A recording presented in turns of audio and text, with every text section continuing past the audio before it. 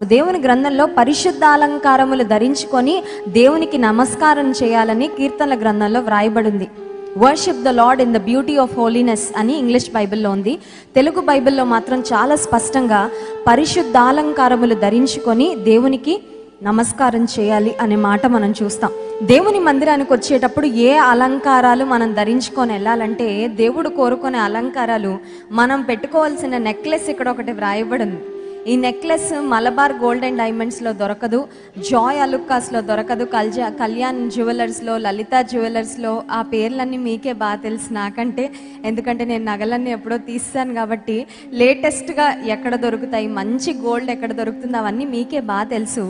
కానీ ఈ లోక సంబంధంగా భౌతికంగా మనం వేసుకునే అలంకారాలు దేవుడు అసలు పట్టించుకోడు. దేవుని దృష్టిలో వాటికి ఏ విధమైన విలువ లేదు. కానీ కంఠభూషణములుగా ధరించుకోవాల్సిన 2 ఆభరణాలను గురించి 3వ వచనంలో మనం చదువుతున్నాం. మొదటిది దయను, రెండవది సత్యం. ఒకటి దయ, రెండవది సత్యం.